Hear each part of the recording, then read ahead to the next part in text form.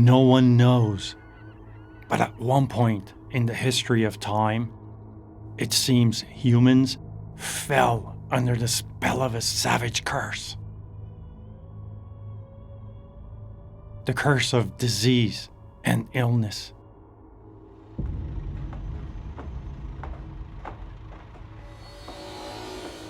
Today, thousands of years later, we're still plagued by the same curse, but suffer from different diseases. The ancients looked at an illness as a curse, the curse of gods. They thought it was a punishment for deviation from the commands of God. Strangely enough, even today, a lot of people still think that way.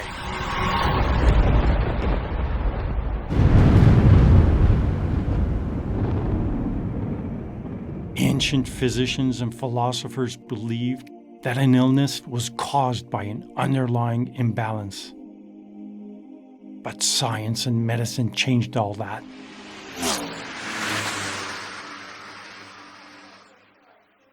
You can't deny that modern science has changed the course of human history. But for some reason, we're still lost when it comes to curing illnesses like diabetes, cancer, or heart disease. For millenniums, we have lusted after the phantom of health and the fountain of youth.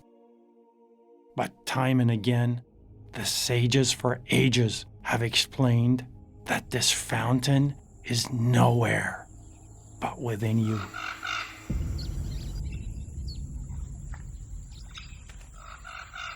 They say that within every mortal's grasp, there is an untapped source, a fountain with mythical healing powers. They say that if you dig deep enough, someday you may eventually gain the wisdom to tap into that source.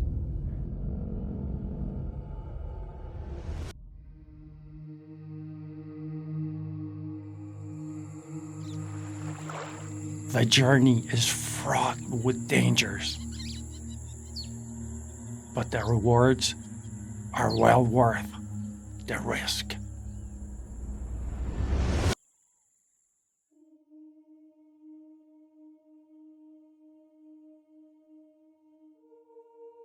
Deanna 1 is a physicist and a retired colonel.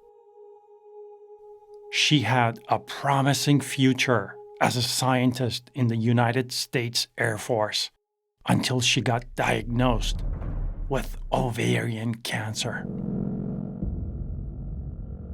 After her surgery, she was placed in hospice. She was told that there is no hope.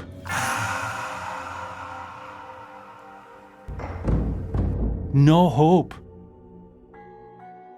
But like a growing number of inspired survivors, somehow Deanna was able to tap into the source and heal herself from the inside out. How could she tap into such powers? When I was in a condition where I was confronted with my own mortality, that caused me to dig deeper. I'm a trained physician. I study and practice surgery and medicine. And the mythical story of these untapped healing powers intrigues me. I'm on a journey to unearth this fountain and drink from its source.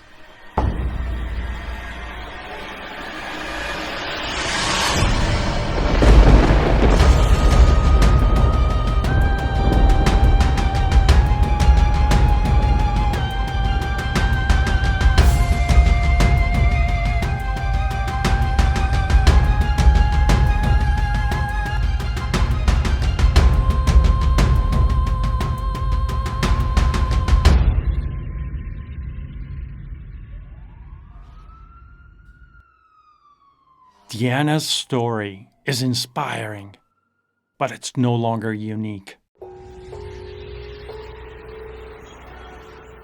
It all started with something that happened to my dad when my dad contracted cancer in the early 1990s. And there was a point when my dad called me up right after his diagnosis, and his first words, his greeting to me was, "I'm not ready." He was diagnosed with stage D prostate cancer, and his doctor had given him 6 days to live, 6 weeks at the outside, and his words were, "I'm not ready," with determination. There were things he wanted to get done. And it was almost 10 years later when I received a second call. And in that call he said... He was given 6 days to live, then there was another 10 years before he got the second. That's so correct. He didn't die in 6 days. He didn't die in 6 days or 6 weeks. Even though the doctors told him he's got 6 days to live. That's right. End-stage cancer. End-stage cancer. And his cancer never went into remission, but it slowed down to such a degree that he was able to have a quality of life for almost a decade to do those things he wanted to do.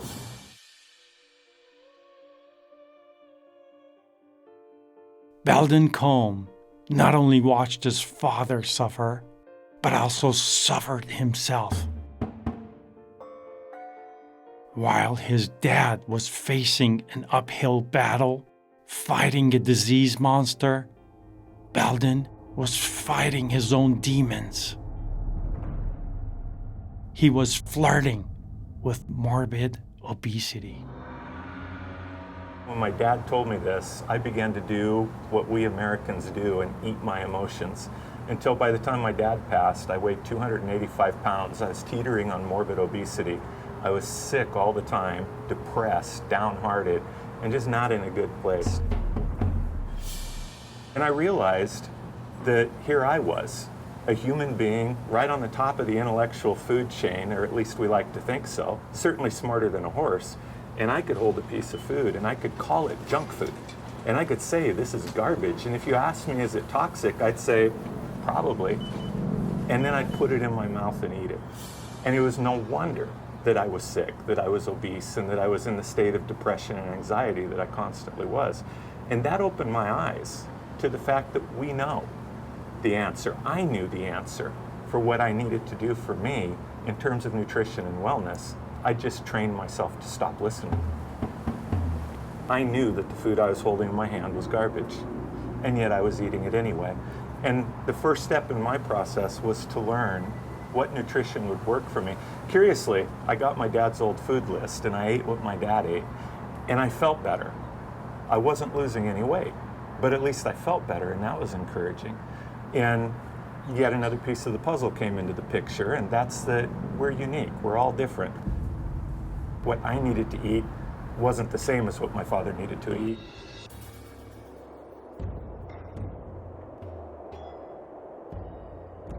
Myra Godfrey is an author. She is no stranger to tackling obstacles and overcoming disease.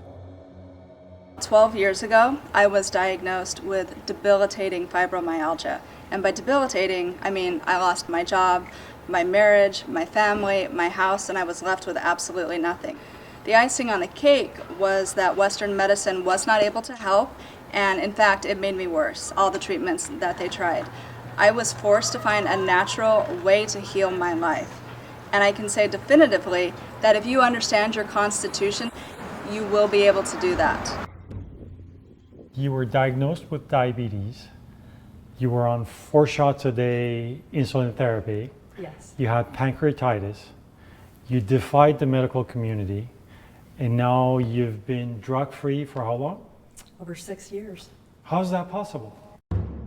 Denise Pansiers is a coach, author, and a diabetes survivor. She says she was able to heal herself without having to take any medications. I didn't think it was going to be possible because I was told it was not possible. Now, this is very dangerous because there are people that are sick, and if they say, okay, I'm not going to take my medications, something bad could happen. So what do you have to say for that? I say that I took responsibility for my health. Joe Coughlin is a motivational coach. He talks about seizing the power of purpose to transform one's life. He's waging a personal war against leukemia. I have leukemia. The fact that I have a purpose, there's work undone that still needs to be done, and this is where I get my energy to combat this illness. Lisa Steindorf is an author and a transformational coach. Somehow, she was able to find the power and courage to overcome her debilitating ailments. And finally, I was diagnosed with chronic Lyme's disease, which means the infection had taken place a long time ago and it was chronic in my system. And it was uncomfortable. I couldn't move, I was out of shape, I had brain fog. It was just a miserable way of being in the world, and had to go on high-dose antibiotics, which relieved some but not everything. And I literally woke up one day and decided I don't want to live this way anymore. I was in a lot of physical pain, emotional pain. I was depressed. I felt like the world was against me. I couldn't get anywhere. It was hard. But it was you did very it. hard. I did it. And now many years later, you're the living proof of it. I am the living proof of it.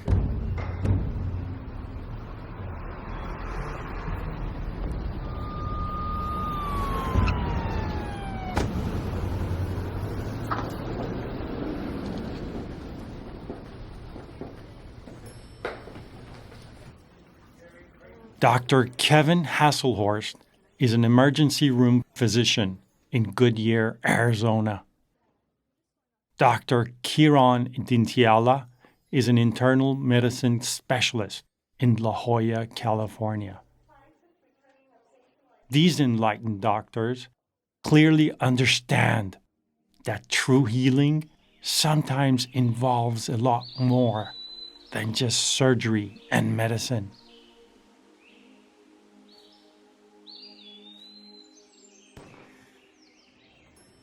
So the possibilities are immense in terms of what can be achieved. And I tell you, these are Olympians who overcome, their obstacles and sort of strive for great feats when they have, many obstacles in their way. It's tremendous. Unfortunately, no one could tell me why I even had a pancreatitis attack or what caused it. So you were telling me that, I remember at one point you were telling me that the doctors didn't understand your disease. Correct. Why? Was your disease any different? Is your diabetes any different from others? Well, apparently everyone thinks it's all the same, but when I looked to get help for me as an individual, it just wasn't out there. It didn't matter which doctor I went to, it was the same outcome, and it would actually get worse as I aged. Everything I did kept me medicated. What I did, I think, differently than others, rather than trying to put a Band-Aid on my diabetes, I looked at the root problem. What was the cause? Even with all the good things that we do, I think still there are a lot of things that we do not know and we cannot offer. You had ovarian cancer. You didn't want to listen to your doctors. Your doctors told you that you needed chemotherapy. You decided to defy that and do your own research. You're a physicist, you're a scientist, you can do your own research, and that's what you did, correct? Mm-hmm. That's right. The doctors were telling me to do chemotherapy, but I did not feel at peace with that. And so I decided to do a lot of research on my own. Because you're a scientist. Because I'm a scientist and I wasn't intimidated. So I learned the vocabulary to learn how to converse with my doctors. And then what happened? Well, the tumor started to grow aggressively, and then it spread. I developed peritoneal carcinoma, and it spread into my lungs, causing both of my lungs to collapse and fill with fluid. So at that point in time, my doctors lost hope for my survival, and they admitted me into hospice and put me on oxygen. they admitted you to hospice. Yes. Now, what is hospice? Hospice is basically when they've lost hope for your survival and they're just trying to make you comfortable to prepare for your death. So they said, there's nothing we can do. You're going to die, and we're going to keep you here and keep you comfortable. That's right. And then what happened? Then what are you doing here? That was how long ago? Well, it started 6 years ago. When it comes to emergencies, today's medicine is amazing. But when it comes to chronic diseases, I wonder if we really even understand anything.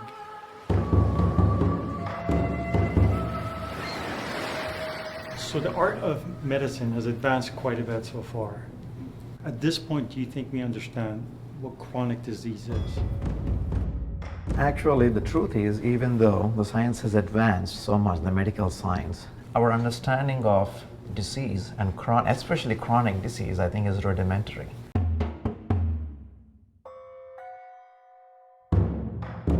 Well, I give the example of a herniated disc in your back. So many people deal with back pain, but some people have struggled with it more.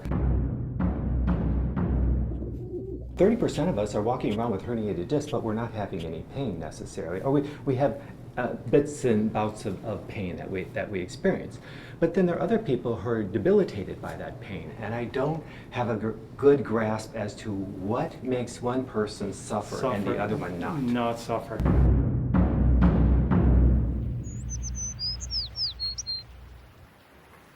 What is known is a drop. What is unknown is an ocean.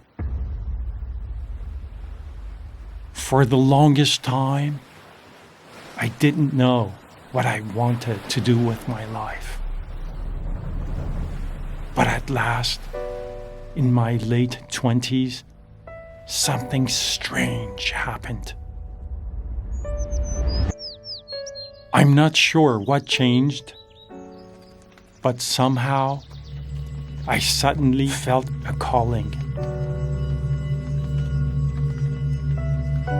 I needed to be a healer.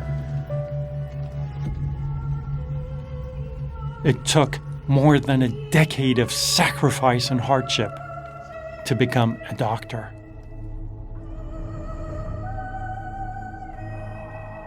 But once I got there, once I reached my goal, it didn't take too long to realize that being a doctor doesn't necessarily mean you're a healer.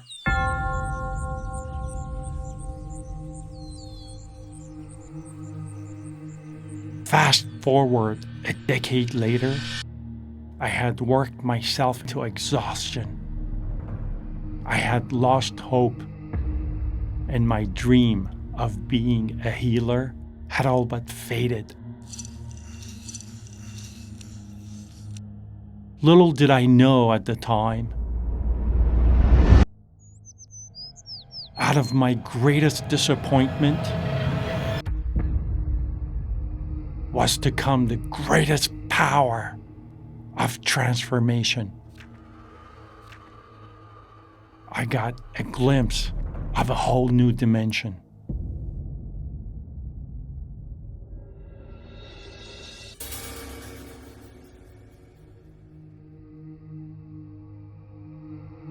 I began on a journey to unfold the mysteries on the pages of history.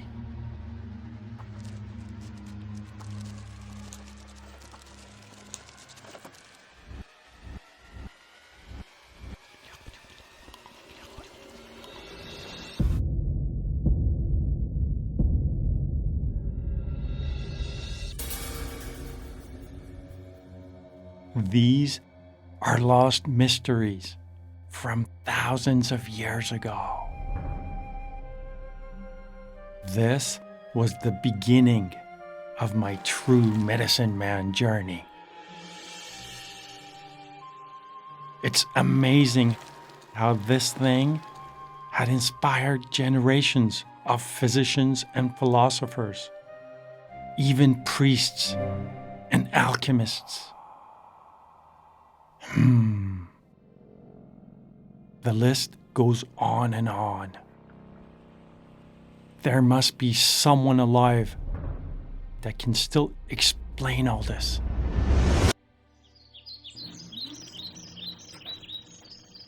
Let me begin with a story. The story of a little girl whose name was Maddie.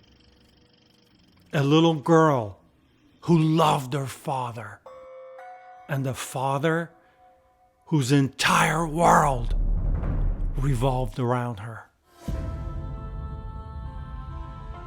The way this story unfolds is precious, and you'll need to pay attention right here, or you'll miss the entire story.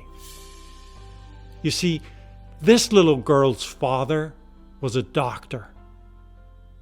He was a colleague of mine. His name was Noah.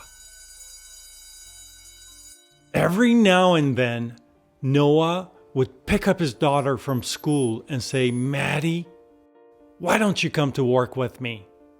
Or, "Maddie, why don't we go shopping together?" Maddie just loved that. Every time she got to go to work or shopping with Dad, she would be the happiest girl in the world. She knew that she would spend the rest of the day with her father. Nothing in this world made her happier.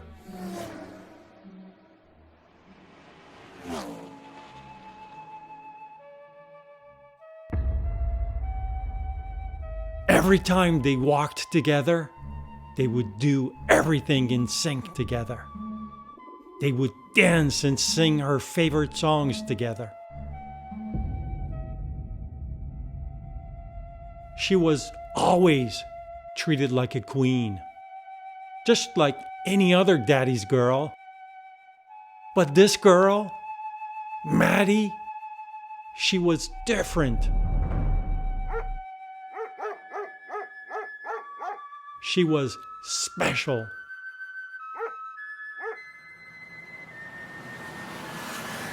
Maddie often noticed things that others wouldn't normally even think of. One day, as they strolled along hand in hand, she noticed a stranger sitting on the corner. She stopped on her tracks.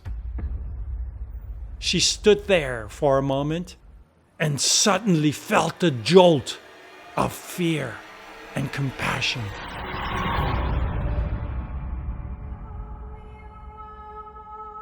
This girl was special because as young as she was, she would still slow down. She would notice the hurt and pain on people's faces. She could sense the anguish and misery they felt in their hearts.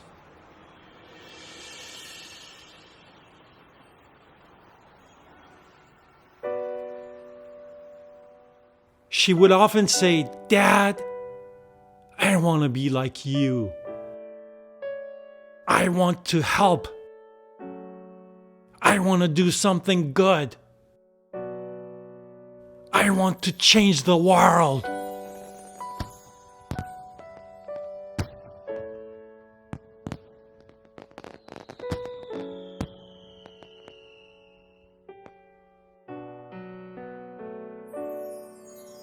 One summer day, she got to go to work with Dad. When they got to the hospital,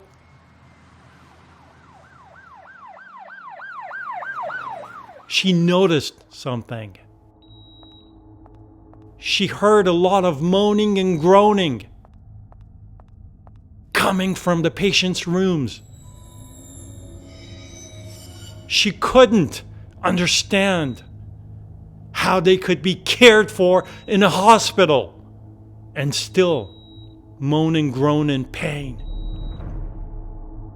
She knew they were hurting, but didn't know what to do except to ask her father for help. The sad part was that her father couldn't interfere with the care of other doctors' patients. She didn't understand any of this, but still loved her father. She knew there must be something wrong because she could feel this gut-wrenching sense of empathy for others. She had an amazing gift.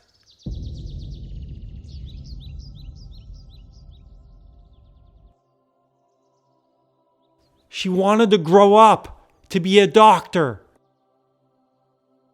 She could feel and understand people's pain and suffering. She just couldn't understand why people get sick.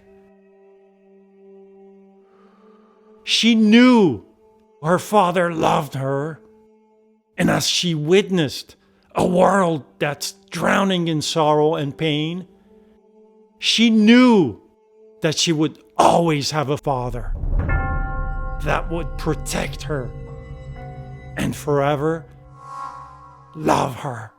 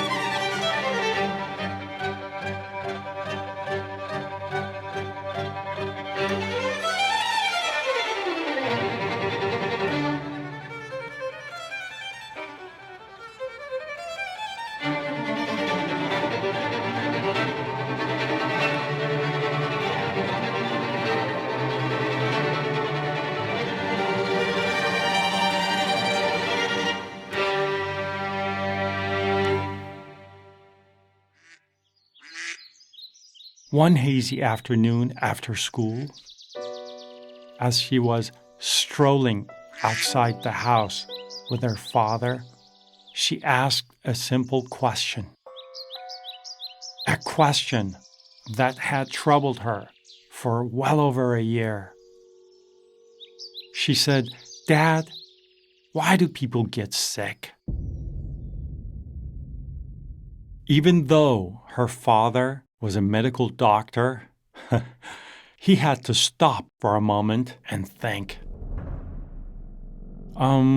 He said, "Maddie, sometimes people get sick because they don't wash their hands, because they eat spoiled foods, or drink water from a contaminated source.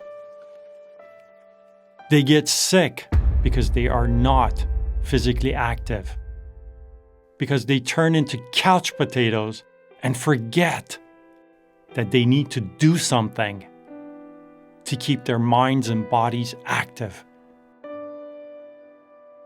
Sometimes they get into accidents, or work too hard, or find themselves under a lot of stress.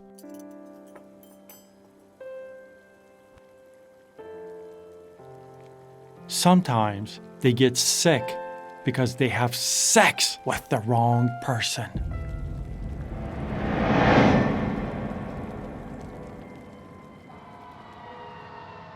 They may do drugs and share needles with someone that's sick.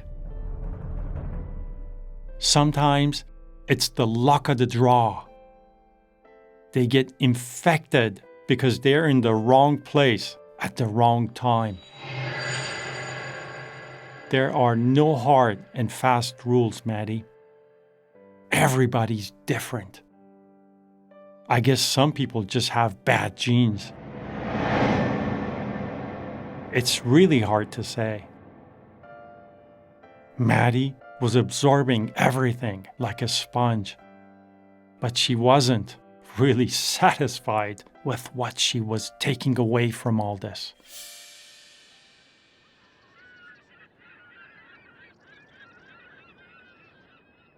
Maddie understood a lot of things that others didn't even notice. But now, here's what I want you to understand.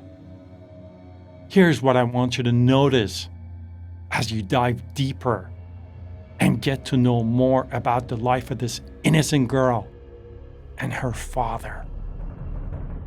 I want you to notice that there is no mother in this entire picture. There's no mom.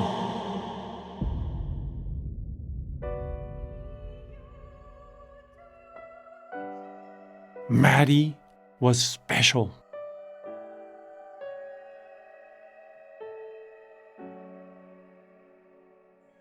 Weeks went by without any questions from Maddie. Noah was so proud of his little girl. Things were going so great until one day, on the way to Dad's work, she saw the stranger again.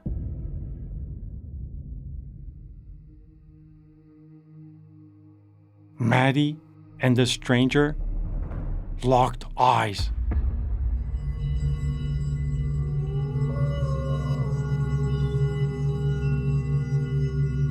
But this time, Dad got busy talking to someone on the phone. He lost track of Maddie for a moment. When he turned around, she wasn't there. A shock wave coursed through his body. But then, he quickly spotted her. She was sitting next to the stranger, talking. He rushed over to Maddie, but just to be polite, decided to sit next to her for a moment and just listen. The stranger had no name. He looked a bit mysterious. He had a calming presence that strangely moved Maddie. She looked so intrigued. By the time Maddie's father joined the conversation, she had already asked him a question. She had told him that her father was a doctor and wanted to know if he had ever gone to a doctor before in his life. He looked to the distance as if he was looking for words. There was a long pause, which made both Maddie and her father a bit uncomfortable. Finally, he spoke up and said, "No, the doctors here do not understand what it means to heal." Dr. Manda Baramani is a practicing reproductive endocrinologist in Southern California. Here's what she thinks about today's medicine. Even if I look at myself as a person and not as a doctor, I feel a lot of times when I'm visiting a doctor that I'm just kind of being looked at as a physical entity, and what are my vital signs. And wait a minute, you're a doctor? You're telling me when you go to a doctor, you feel like you're being treated like a physical thing as opposed to a whole human being? most often, there are exceptions. Tammy DeMirza is an author. She thinks that today's doctors are trained to promote a pill-popping mentality. The way that traditional medicine is treating patients is like a box, a carbon. This is why so often when you go to the doctor, you're feeling like a number or someone with a paycheck. You're not feeling like an individual.